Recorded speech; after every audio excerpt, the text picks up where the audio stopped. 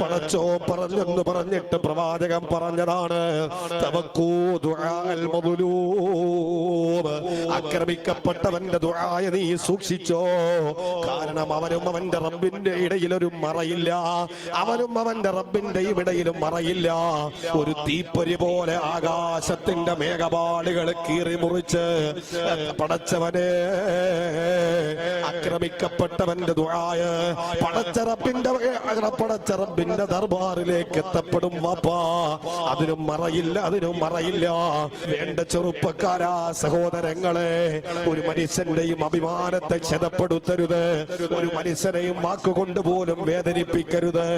വാളുകൊണ്ട് മുറിച്ചാലുള്ള വേദന ഒരാഴ്ച കഴിഞ്ഞാൽ ആ മുറിവുണങ്ങും. പക്ഷേ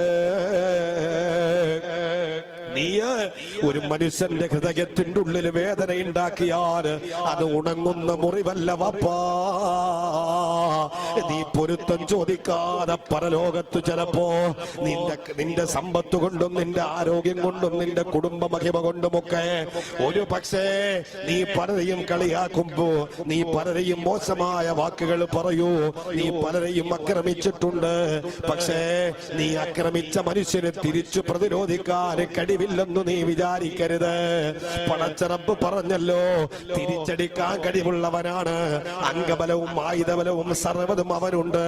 പക്ഷേ ചെറുപ്പക്കാരാ, നീ അവനെ പ്രയാസപ്പെടുത്തിയപ്പോ, നീ അവനെ ബുദ്ധിമുട്ടിച്ചപ്പോ ഒരു മനുഷ്യരോടും പറയാതെ അവൻ മിണ്ടാതിരുന്നത് എന്തിനെന്നറിയുമോ?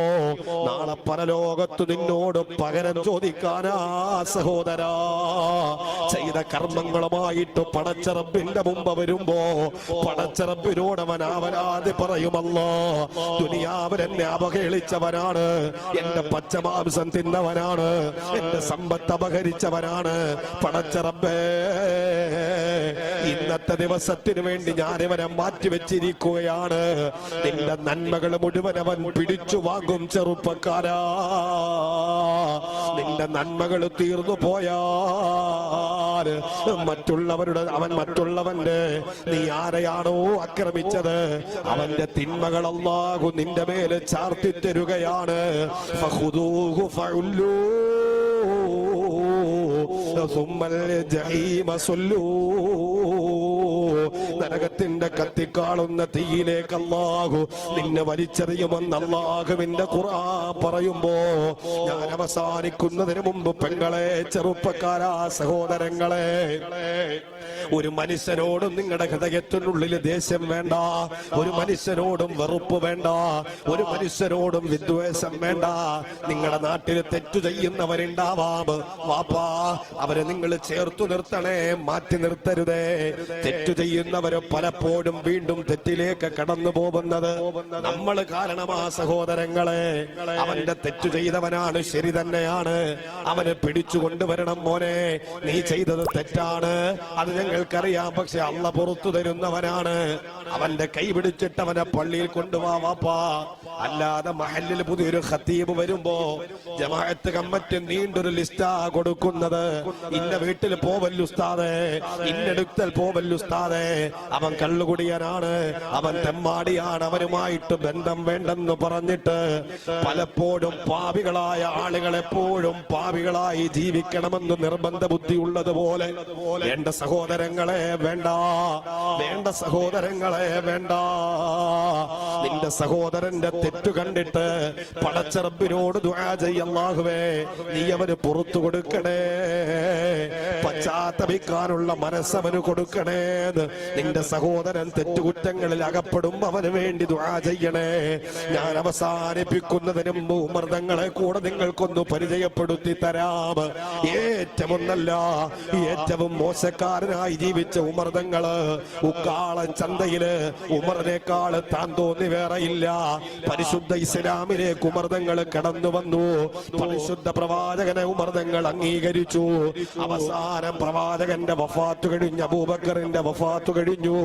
ഇസ്ലാമിന്റെ റിപ്പബ്ലിക്കിന്റെ രണ്ടാമത്തെ ഖലീഫ സയ്യിദുനാ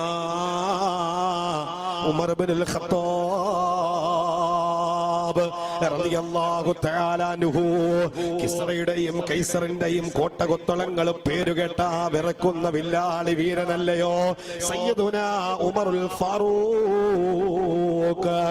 കിസ്റ പനിക്കും കൈസറും വിറയ്ക്കുന്നതാ,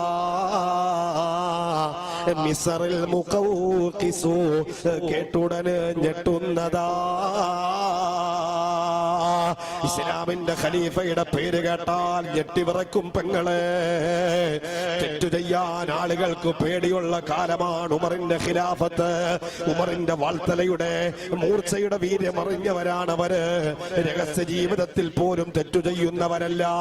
സർവമാന ആയുധവും സജ്ജീകരണവും ബലവുമെല്ലാം ഉള്ള ഉമറിന്റെ നാട്ടിലൊരു മനുഷ്യൻ തെറ്റു ചെയ്തത് എങ്ങനെന്നറിയുമോ? ശ്രദ്ധിക്കണം ബാപ്പാ, ശ്രദ്ധിക്കണം ചെറുപ്പക്കാരികള്.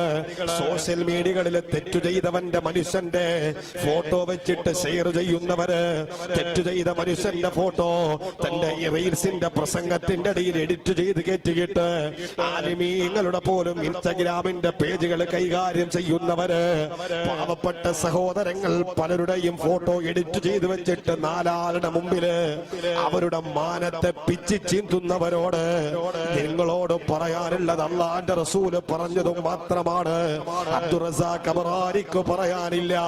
അല്ലാഹുവിന്റെ റസൂല് പറയുന്നത് മുസ്ലിം അവന്റെ ജീവിതത്തിന്റെ പാവങ്ങൾ അല്ലാഹുവോട് ഏറ്റുപറഞ്ഞാൽ